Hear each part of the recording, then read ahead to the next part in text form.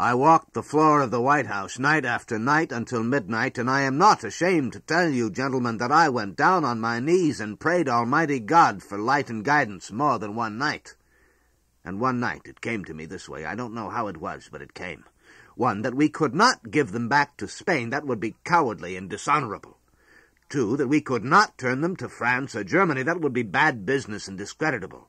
Three, that we could not leave them to themselves. They were unfit for self-government, and they would soon have anarchy and misrule over there worse than Spain's was. And four, that there was nothing left for us to do but to take them all and to educate the Filipinos and to uplift and civilize and Christianize them, and by God's grace do the very best we could by them, as our fellow men for whom Christ also died. So said President William McKinley in 1899. This set the stage for the Central Intelligence Agency some 51 years later, in the aftermath of World War II, to begin its practice of counterinsurgency. Tonight's program is the first in a series of KPFK top-secret radio examinations of the history and activities of the Central Intelligence Agency. This coverage leads up to the live broadcasting of the special investigation of the CIA by the United States Senate, now scheduled for early July. Founded under the National Security Act of 1947, the CIA was supposed to centralize intelligence gathering, but it was not long before the agency began to try to influence the course of events around the world. In the late 40s, the agency sponsored underground movements in the Ukraine, Poland, and Albania. All of them failed. The Philippines was to be a rich field for experimentation in counterinsurgency. This program is taken largely from the writings of William J. Palmeroy. Born in New York in 1916, William Palmeroy fought in the Philippines against the Japanese in World War II. There he learned of the Huck movement of Filipinos also fighting the Japanese. After the war, he returned to the islands to study. He met and married a fellow student, Celia Moreno. From 1950 to 1952, he fought with the Huck guerrilla movement. There is a common belief that Filipinos are a volatile people, quick to anger and to action. Like all beliefs about a people, it is generally untrue. The Filipino has known foreign domination and a feudal oppression for so long that they have numbed him into resignation. Bahala na, he says. Leave it to God. Who that is free can know the meaning of a colonial mentality? Every white man who walks in the streets, even though he be a beachcomber, is deserving of respect and of special consideration. The landlord is a lord indeed. When you pass before him, bow low, with your hand to the ground like a plow. When you enter a tienda and see on the shelf the foreign and the Filipino product, buy the foreign, of course, it must be superior. And don't ever forget to raise the hand of the parent to the brow, to kiss the hand of the priest, to watch the hand of command raised by the capitas. When this occurs for 400 years under the arrogant Spaniard, and for 50 more years under the brashly superior American, there is something that happens to the temperament of a people. A theory exists that misery breeds revolt, but that is true most often when misery follows from a loss of what one has had. But when one has known nothing but misery for 450 years, it crushes, subdues, becomes a pattern of life. The few who revolt are butchered. The amok is shot down in the street. The many squat in the door of a hut and look out with lackluster eyes at the will of God. Only the most powerful of reasons can stir such a people to revolt.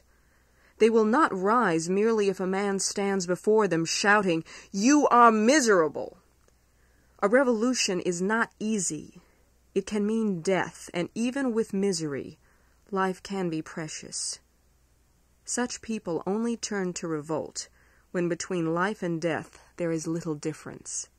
But what can a man do when the soil that he turns cannot be his, nor the fruits that he grows? When the land that he was told would be free remains in the control of foreigners? When the foreigner drives over his roads in a shiny car that blows dust in his eyes where he sits in his carabao cart? When the men that he really elects to office are ousted, without cause, as they try to speak for him? When he sees his leaders murdered, his unions outlawed, his body raided and looted, his home burned in the night, his wife and daughters raped before his eyes, when he knows that he must go gaunt all the years of his life. There are some things that cannot be left to God.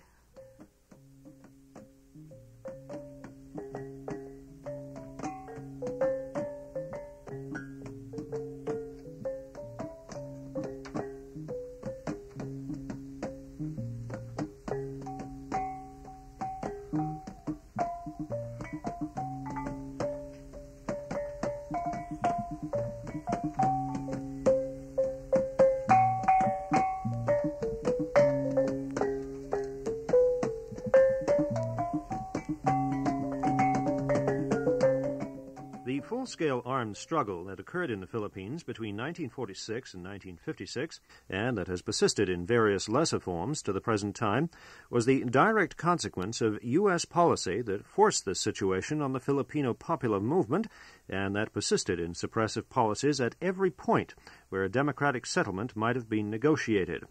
Known inaccurately as the Huck Rebellion, the struggle began actually as armed defense by the organized peasants against assassinations, mass killings, torture, and destruction of villages by forces of the neo-colonial government. At first calling for a democratic peace, the communist-led movement only gradually, as conditions in the country and the mood of the people developed, changed to increasing emphasis on armed struggle. A formal call for revolutionary overthrow of the regime was not issued until the beginning of 1950. Far from having planned insurrection, the Communist Party, although retaining arms, ready for use in any eventuality, was still insufficiently prepared for the scale of military suppression launched against its masses, and a period of confusion ensued for a few months before some form of organized response could be obtained over the spontaneous defensive reaction by armed peasants under local communist organizations. The name Hukbalahap, Anti-Japanese People's Army, continued, for example, to be used by the movement for nearly 2 years, and was not changed to Army of National Liberation to fit the new period until 1948, when the Communist Party felt compelled to make armed struggle the main form of struggle and to embark on national expansion. This coincided with the breakdown of exploratory negotiations for a democratic, nationalist-oriented peace with the new government of President Quirino, who had assumed office on the death of Manuel Rojas. The breakdown was caused by the sabotaging pressure of U.S. officials, who persuaded Quirino not to proceed with the talks, and it served, as Communist Party leaders expected, to help expose the neo-colonial character of the Philippine government. In this period, the left-wing movement still retained links with moderate bourgeois democratic nationalist-inclined elements in the Nacionalista Party, with which it had been in coalition in the 1946 election.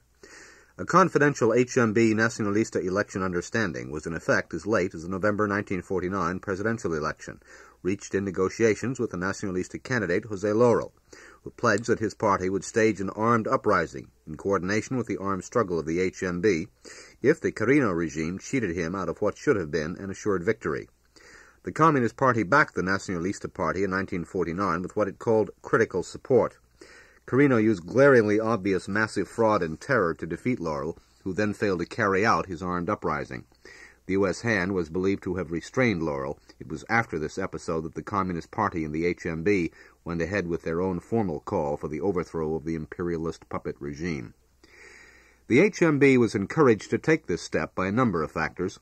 Mass antagonism existed toward the Rosas Quirino governments for the terror and brutality of their suppressive policies, for the fraud and corruption they flagrantly practiced, for failure to implement agrarian reform laws, and for the economic difficulties caused the population by the workings of the U.S.-Philippine Trade Act. Wherever Communist Party and HMB organizers went, they met with welcome and support from the people, who applauded their military successes over government forces.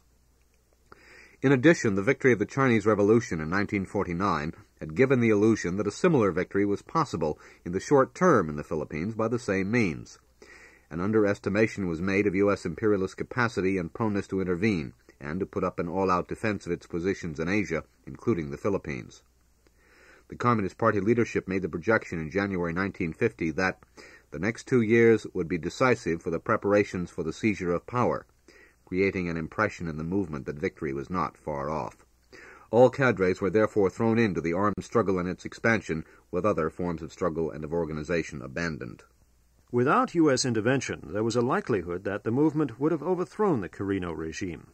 As it was, poorly armed and ill-equipped as far as military technology was concerned, the HMB and the political cadres of the Communist Party achieved wonders in the expansion campaign.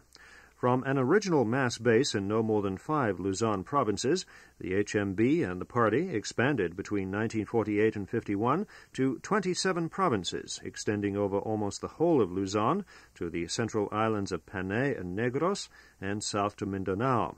In most of these provinces, substantial mass bases and armed forces were created. The discounted U.S. intervention, however, was quick to come. Having advised suppression as a policy from 1946 onwards, and having interceded to prevent any settlement with the communist-led movement that might have permitted it democratic freedoms, U.S. interests were faced with a far larger problem than they had expected. When the HMB took the offensive in early 1950, the U.S. missions, the Bell Mission and the Pentagon Melby Mission, promptly were sent to the Philippines to prepare economic, political, and especially military measures to deal with it. The main role was assigned to the Joint U.S. Military Advisory Group, JUSMAG, which reorganized the Philippine Defense Department, put its own man, Ramon Magsaysay, at its head, reorganized the Philippine Army into 28 battalion combat teams trained for counterinsurgency, and poured in military aid to equip them. A CIA team sent together with these missions played a major part in the counteroffensive that followed. It reorganized Philippine intelligence services and masterminded the capture in Manila in October 1950 of the General Secretary of the Philippine Communist Party and 2 other political bureau members who were in charge of directing the overall liberation struggle. This blow, which included the capture of the movement's detailed plans, came at a critical juncture in the struggle, causing a loss of initiative and a temporary loss of direction to the movement that had grave consequences. On U.S. advice, the Congress of Labor Organizations was outlawed, and all of its leaders imprisoned. The National Peasants' Union had been outlawed earlier. Spearheaded by the labor activities of the U.S.-controlled Jesuits, Catholic trade unions, and peasants' unions, the Federation of Free Workers and the Federation of Free Peasants were set up under the direction of U.S. priests to try to occupy the vacuum left by the outlawing of the left-wing unions. It was the JUSMAG that devised the charge of rebellion complexed with murder, robbery, arson, and kidnapping that was applied to all arrested communists and hucks, enabling death sentences and life sentences to be handed out and bail to be denied, although there was no such crime in the Philippine Penal Code, and the Philippine Supreme Court, years later, declared the charge illegal. Military campaigns by the JUSMAG-directed Philippine Army had decimated the Huck movement by 1952, and by 1956 the remaining Communist Party leadership decided, while retaining some armed units in being, to shift the main emphasis of the continuing liberation struggle from armed to legal and peaceful forms. The Communist Party had been unsuccessful in converting a struggle begun defensively into a victorious offensive. However, although the military effort at national liberation had been severely set back, U.S. policymakers failed in their central aim of destroying the Communist Party, which remained in being despite heavy losses. The shift in tactics from the mid-50s onward was furthermore not entirely a retreat. It was adopted with recognition of nationalist trends brought on by economic controls that made other forms of struggle possible. Within less than a decade, the Communist Party had regained its organizational strength and was participating in a resurgence of the popular movement. The role of U.S. imperialism in the defeat of the Huck struggle had been openly and frequently admitted and boasted about by the U.S. government and its military and intelligence agencies.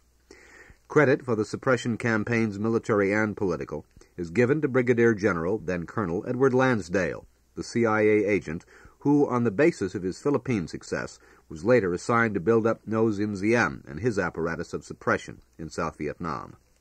However, the Communist Party, in assessing the period of the Huck armed struggle in an underground plenum of its Central Committee in 1969, while pointing to the main role of U.S. imperialist intervention in the preservation of the discredited neo-colonial regime, sharply criticized its own errors and shortcomings as having contributed greatly to the setback. Among these were an erroneous estimate that a revolutionary situation existed in 1950 that made a call for overthrow of the government practicable, an erroneous estimate of the capacity of U.S. interests to commit themselves fully against the liberation movement, an incorrect line of neglecting a proper combination of many forms of struggle in favor of total emphasis on armed struggle, a failure to develop united front forms of organization and struggle to gain participation of those not ready to take up arms. One shortcoming was that the national liberation anti-imperialist character of the struggle was not widely understood, the neo-colonial nature of independence not having become apparent generally.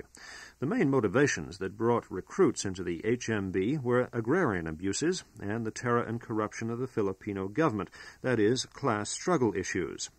When the U.S. puppet Ramon Magsaysay was elected president in 1953 as a reformist, while openly proclaiming support from the neo-colonialists, he won support even in the Huck mass base areas, his propaganda about agrarian, labor, and political reforms being clutched at hopefully by many people.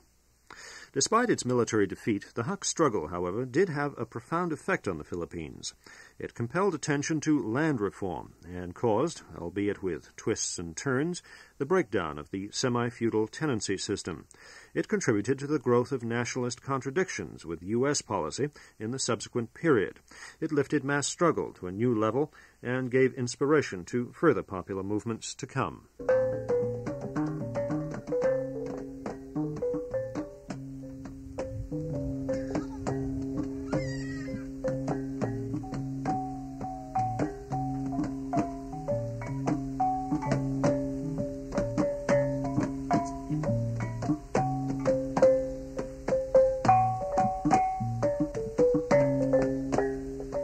Let us now return to a time when the guerrilla movement felt strong and follow the struggle through their eyes. A supply unit is in from the post in town.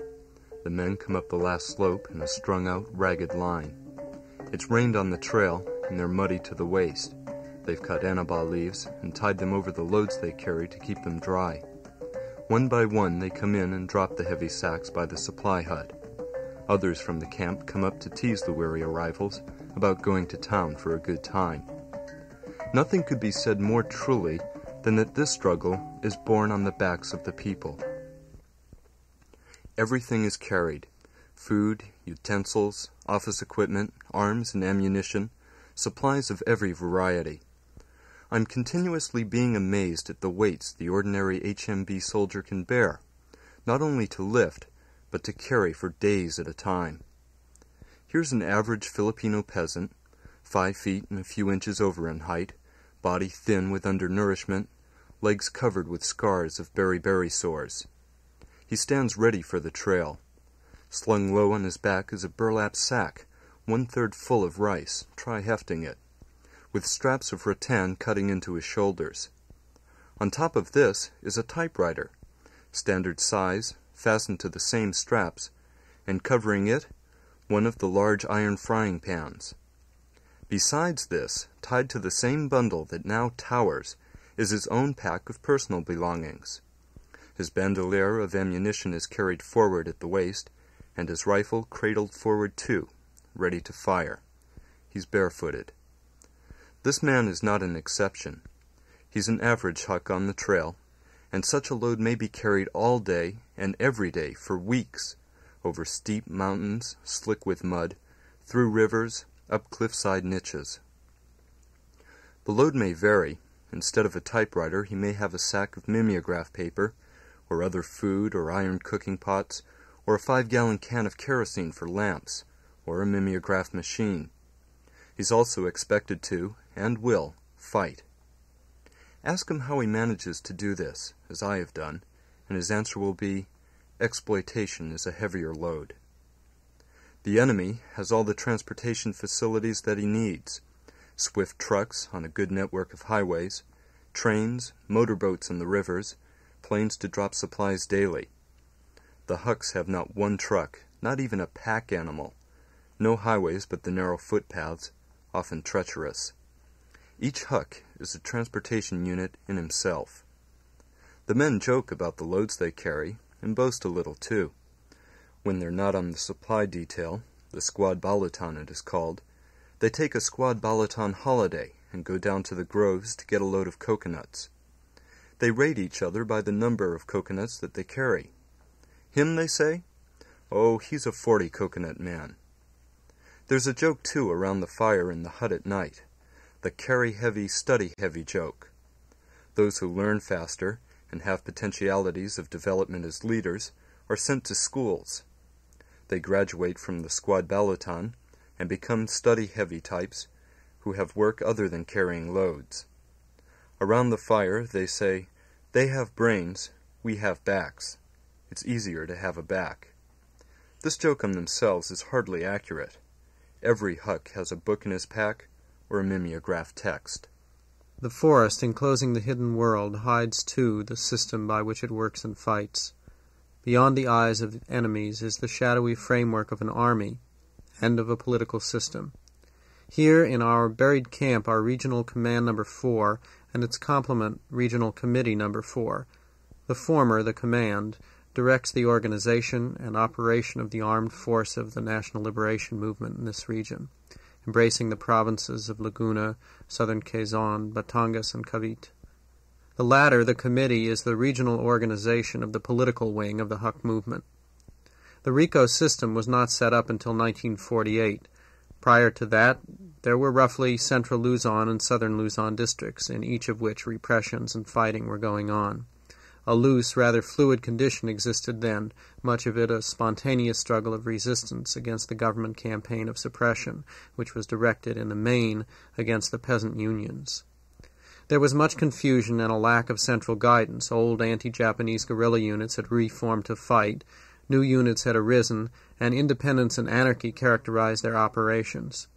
The Communist Party itself, committed to legal struggle after the war, now also the object of suppression, was disorganized and without clear strategic and tactical aims. But a struggle of this kind demands firm, centralized guidance. For all its informality, a guerrilla movement degenerates without such leadership. A political organization, therefore, separate from the armed force but protected by it, was gradually evolved. Many of its members are communists. Many have been local organizers of the Democratic Alliance. Some are leaders of guerrilla units other than the Huck Balahop, which fought the Japanese for real freedom and were disillusioned by what happened after the war. Many also were peasant union leaders and trade union leaders. The HMB, which strictly speaking is the armed force alone, although we all call ourselves Hucks, functions like a mass organization. Only a few of its members are communists. Many of the commanders of the guerrilla units do not belong to the party, and the overwhelming number of soldiers do not. It is considered a privilege for a Huck to become a party member. In the barrios and towns, where the whole population usually belongs to the pro-HMB mass organizations, and each locality has its underground barrio council, there are only a sprinkling of communists, none in a great many barrios. Yet the party is known and accepted, its individual members known and idolized. It has gained its influence by the heroic example of its members, who have shown themselves ready to die for the people. In some of the towns near this camp of ours there is not a single Communist Party member, but the entire town is solidly pro-Huck, up to and including town officials.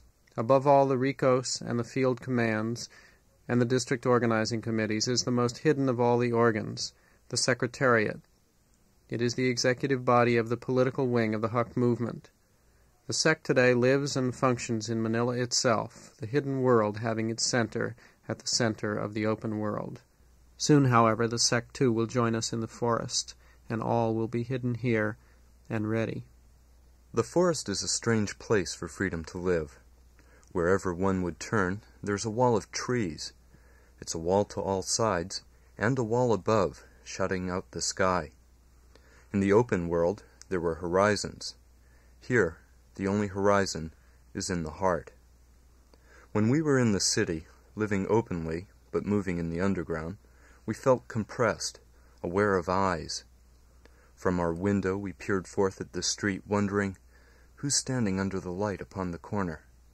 When we were on a moving bus, how many agents sat between us and the door? We longed for the sanctuary of the forest, where no eye could spy or agent seize. Now we are here, in the forest, where no one moves freely as he will. No one takes a stroll upon a forest trail. Only those with assignment pass through the guard posts to the camp's perimeter. To do otherwise would invite suspicion, and, besides, the enemy too moves on the trails. Sometimes, upon the trail ourselves, we come to a river, cutting a twisted avenue through the trees. Crossing it, we stop in the middle, look up at an unexpected sky, feel sun, feel unimpeded air, see blue. For a moment, the world is open.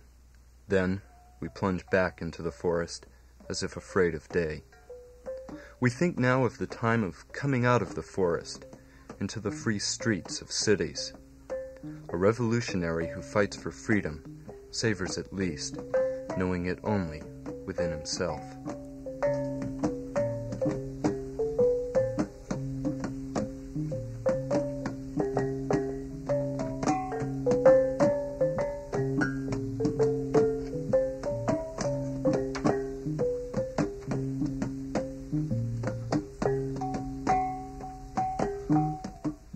There was a time when the forest was wholly ours, and we lived in it as within a fortress, issuing forth at will to spread panic among our foes. The enemy does not dare to enter, we would say. We will carry the fight to him. Now the forest is like a breached wall, through which the government troops pour at their will. There is no place in the forest to which they cannot go, armed with their massive firepower, and we are the ones who move, step aside, take cover. There are ranger units, American trained, that enter the forest at a far point and travel through it quietly, seeking out our camps. Our forces, too, rove about, seeking them. It is like two blind men in a darkened room, who, when they come into contact, lash out desperately, bloodily. We do not seek encounters now, only rarely entering a town or attacking army garrisons. Ammunition is hard to get, and it is difficult to replace a gun that wears out or is taken to the enemy by a surrenderee. Ambushes, once a prime source of weapons, are hard to stage now, when army troops move on the highways in large convoys, heavily armed. Of course, there is always the black market and the smugglers, but the prices have gone up fantastically, and we also lack funds. The trails, too, are no longer ours. When our units go down to the towns to pick up purchases, the army often lies in ambush, and our men are slaughtered. At times 10 or a dozen die upon emerging from the forest. Our squad's balutan return to camp with 1 man missing, 2 men missing, familiar faces gone from the huts in the social hall. We used to ask them, "Where is Pedring?" or "Where is Sorsogon?" And they would go on by with averted eyes, answering in the brief way of men who do not wish to talk about the matter. He is dead. Now we merely count them, silently, as they come in tiredly, 1 or 2 at a time. The others are not discouraged after losing a comrade. They tie on the empty sacks and go off on the trail whenever their turns arrive. We will be more careful this time, they say. Enemy raids go on continually along the forest edge, striking at our district committees that have the direct contact with organization in the barrios. Our organizers die in lonely huts in sudden bursts of fire that come out of underbrush. And yet somewhere a new hut goes up, smaller, more skillfully hidden, with someone new assigned to occupy it. But we are being bled of cadres. In the barrios, the army or the civilian guards have permanent barracks now and are always among the people. There are more informers because they feel protected, and it's harder for hucks to reach and to liquidate them. Our contact men have to crawl past guards to get into a barrio. Some of the hucks are bitter about the people. The people, they say, are opportunistic. When we are with them, they are friendly to us. When the enemy is with them, they are friendly to the enemy. But it is wrong to be idealistic about the people. They are flesh and blood, and they suffer much. We are in the forest where we can hide and fight, but they are naked to suppression. They are helpless before abuse, and who can stand up to abuse and robbery month after month after month? They make their compromises, but the other side does not win them. They are ours, and they will always be there ready to follow us when we are able to lead them. But when we try to take the offensive today, our comrades die by the dozens, and arms and equipment still pour ashore in Manila from American ships, and new battalion combat teams still take to the field. The truth is, we have lost the initiative that we sought to take. We are back where we started from, completely on the defensive. There is the sensation now of being in a vise. From the beginning of this struggle in 1946, the movement was on the defensive. The struggle began with the use of the mailed fist against us, and not with our bold launching. For years the Hucks have fought to get out of the vise of repression. For a time, many months ago, we thought that all signs favored it, and we took the offensive ourselves. But now the iron sides of circumstance close in on us again. In Manila, where a few months ago we had sent a whole new team of cadres, almost the entire city committee is arrested in a single night of raids. It had sought to organize too boldly and too quickly, without proper safeguards against a greatly intensified enemy intelligence. Here, too, there is a betrayal by a woman whom we had trusted, and who had put agents on the trail of a courier who had visited her.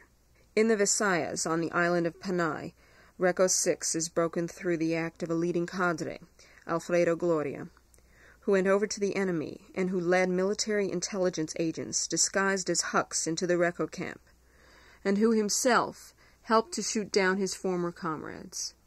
And a civilian informer from the barrio on Panay leads army troops to the camp of Guillermo Cappadocia, and they shoot him down in the dawn when he emerges from his hut. These are betrayals. There are uglier forms. The district committee member who kills the district secretary, decapitates him, and brings the bloody head in a sack to the army to claim the reward. The Huck in the outpost who rises in the middle of the night and Tommy guns his two companions, trading their heads too for his freedom and money. Betrayals seldom occur when the tempo is high, when victory is a talked of thing. They happen when the ground gives way and uncertainty yawns. Then the weak run to make their accommodations with those who appear to be strong. The tempo is slack. The struggle is now prolonged. It's a time when renewals are needed, but the well of determination is not equally deep in us all. We sit upon this island and see the guns pour in for those whom we fight. Whatever allies we might have, they can reach no hand to us. The sea is there between us. The sea, too, is a vice that squeezes in our isolated lives. We do not have space here. We live and move in the same space that the enemy occupies. There's no place to retreat, no place that is not accessible by road, by plane, or by a couple of days on the trail. No question here of liberated areas, and the sea is always at our backs. In this confined space, with an aggressive enemy, there is only continual movement that can preserve us. But mobility, too, has its menace. Our armed forces fight, march, fight until they are exhausted, with no time or place to rest and to recuperate. We look at a map and wonder where to move next. It's no longer victory that preoccupies us. It's survival.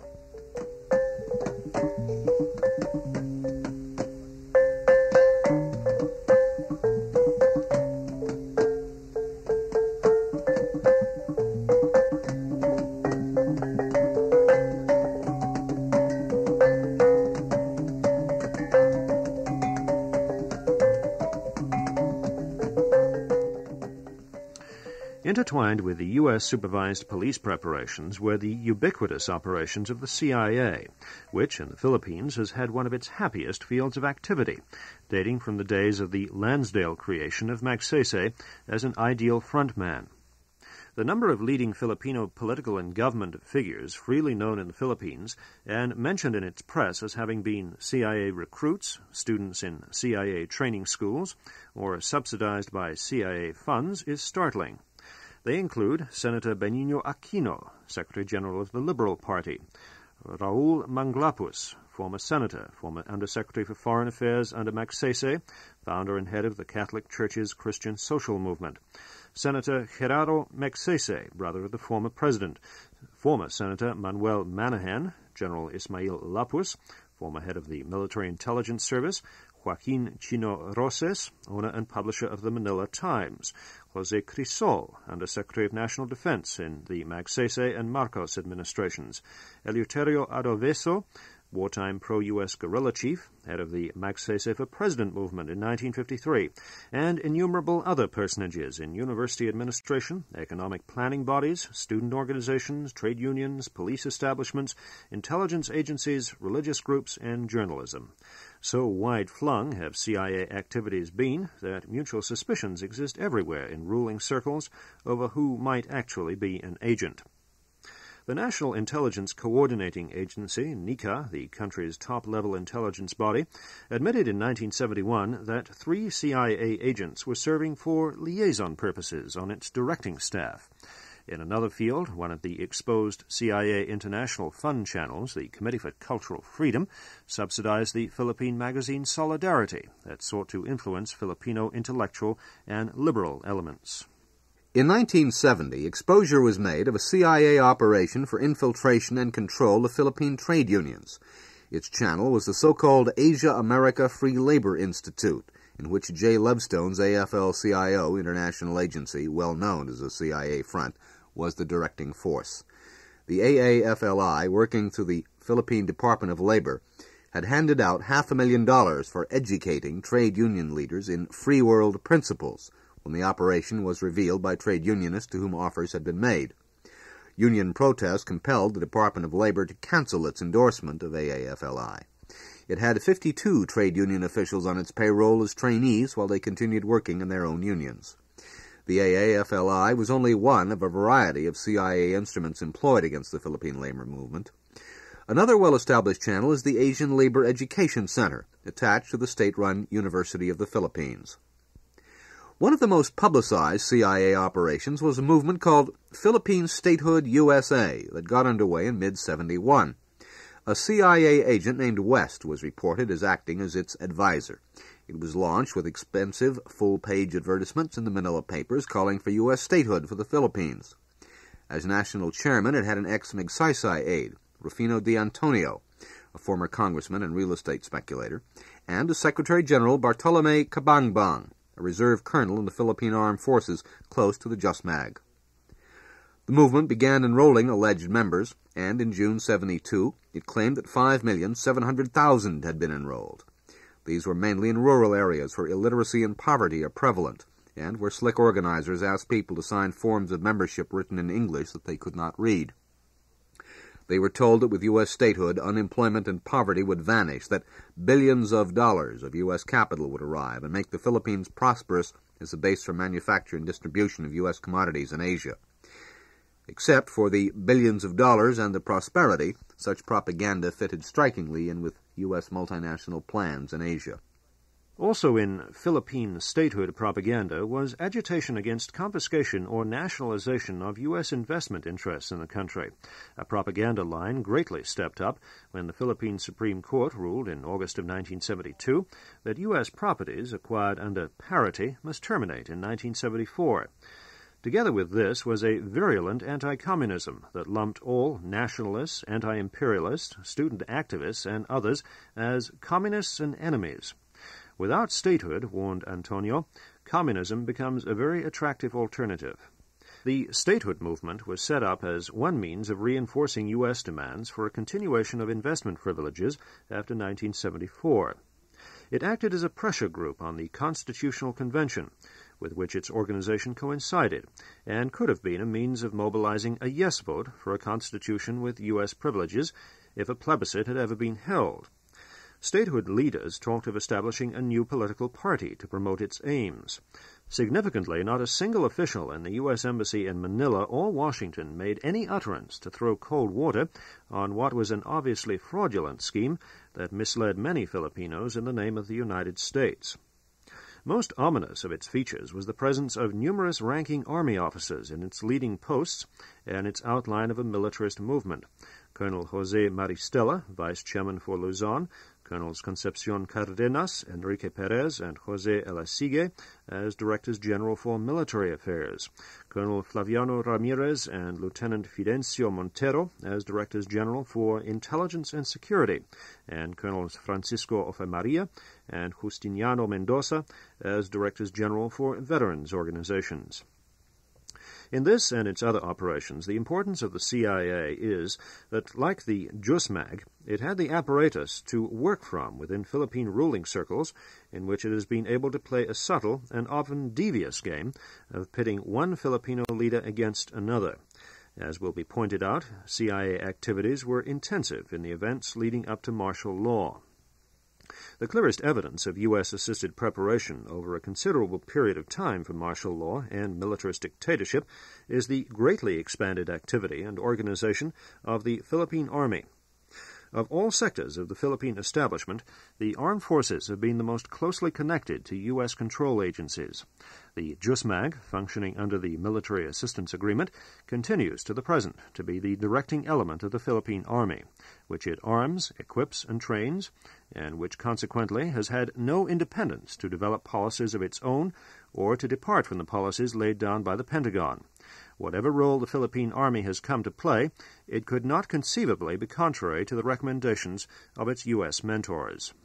During the Magsaysay years, the Army was relied upon heavily, with innumerable officers retired or on leave becoming government department heads and chiefs of projects, the Army in the field itself assuming civil affairs tasks.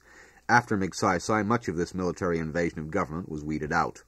Its revival, however, became sharply noticeable from 1969 onwards, the year of the pronouncement of the Nixon Doctrine. Militarization can be traced in the rise of the military budget during the Marcos administration. When Marcos first became president in 1965, the Army budget was 271.1 million pesos for the year. It rose gradually to 324.2 million pesos in 1966 and 366 million pesos in 67. By 1968, by which time the JUSMAG would have had a foreknowledge of developing U.S. policy, the bigger jumps began to 415 million pesos. They progressed in this way. 1969, 513 million pesos. 1970, 670 million pesos. 1971, 740 million pesos. 1972, 815 million pesos. The political opposition to Marcos, fearing the use to which he would put his command of the Army, held down actual sums proposed. Marcos demanded a far higher budget, proposing 1,492 million pesos for the fiscal year 69-70 and 1,200 million pesos for 1972-73.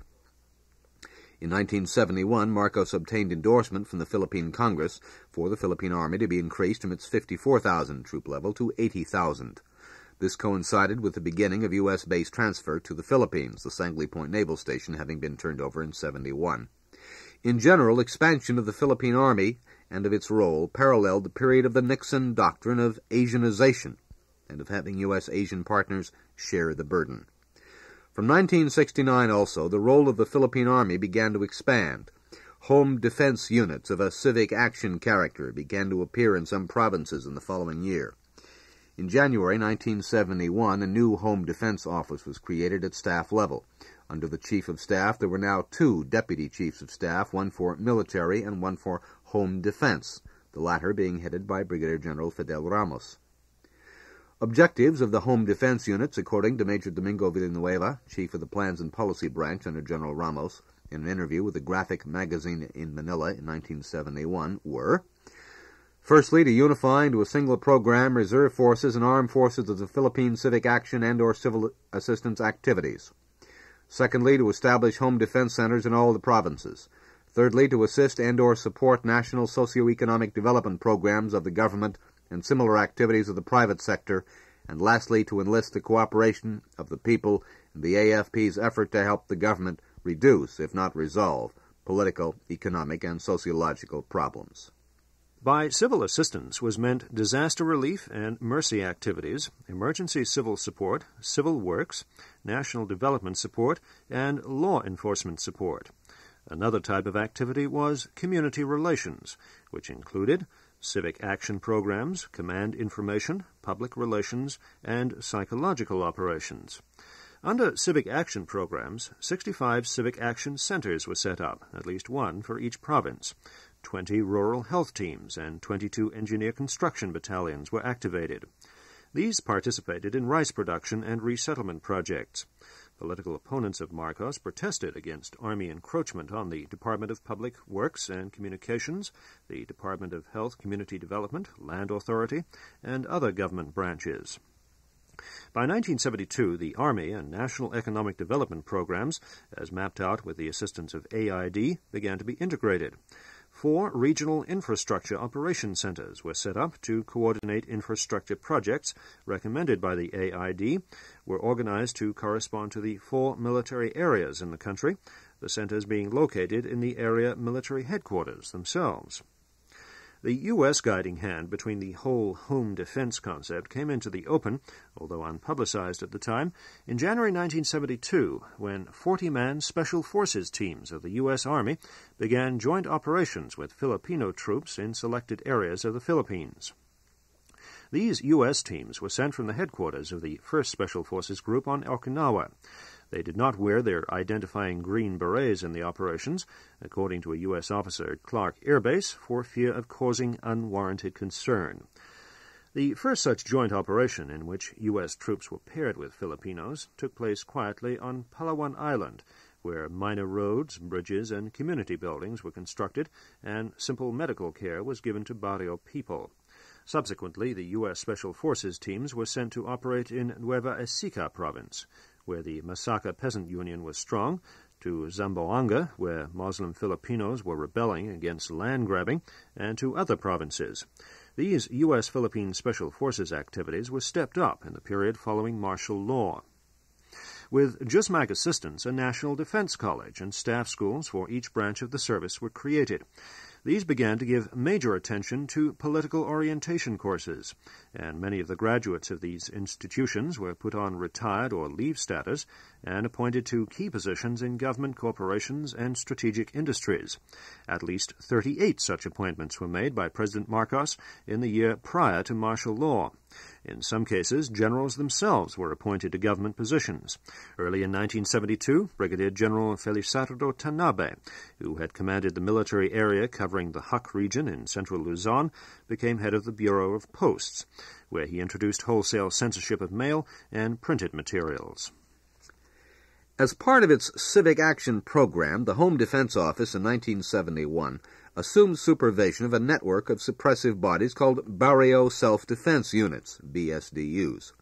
These had been established in 1970, again subsequent to the Nixon Doctrine announcement, in the central Luzon provinces where peasant unrest was again growing. Prior to that time, for a number of years, the Army and Philippine Constabulary had aided landlord-backed civilian commando units, CCU, and paramilitary units, PMU, that had a vicious record of murder in the barrios. The BSDUs were better organized, the U.S. hand being seen in their being patterned after units in the strategic hamlets of South Vietnam. By the time martial law was declared, the civic role of the Army was well developed, and it was equipped to carry it out.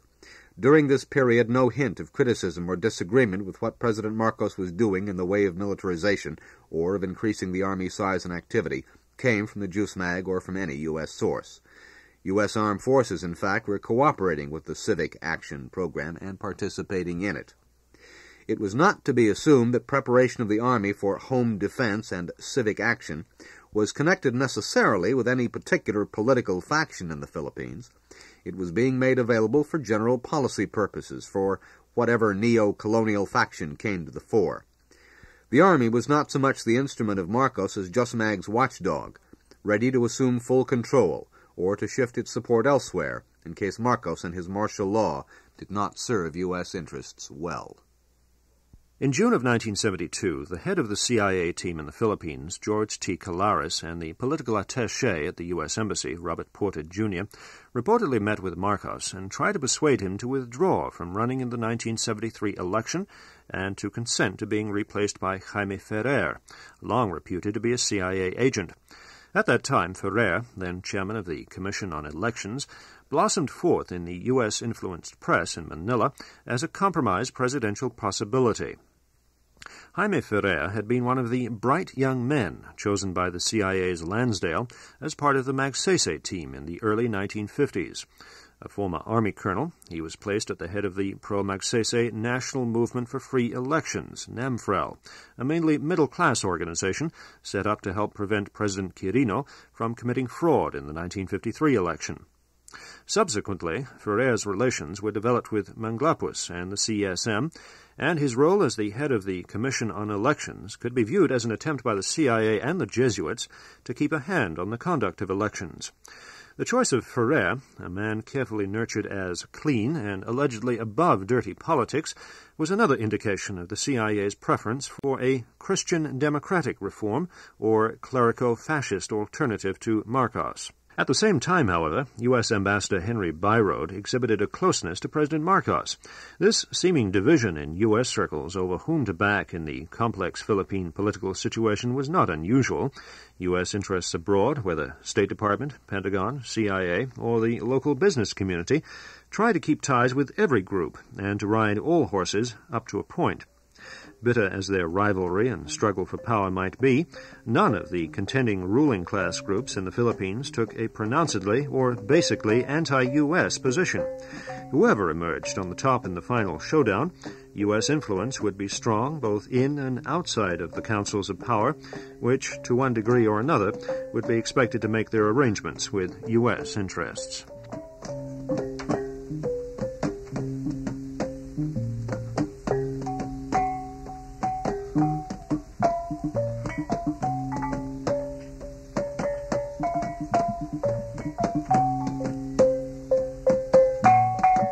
You've been listening to a special program about the CIA in the Philippines, based largely on the writings of William Palmeroy, who fought with the Huk guerrilla movement. KPFK's top-secret radio coverage of the Central Intelligence Agency will continue next Friday at 7. Readings for the Philippine program were by David Boxall, Mike Hodel, Emily Schiller, Tim McGovern, and Jim Berland. The program was produced for Pacifica Radio in Los Angeles by Tim McGovern and Jim Berland.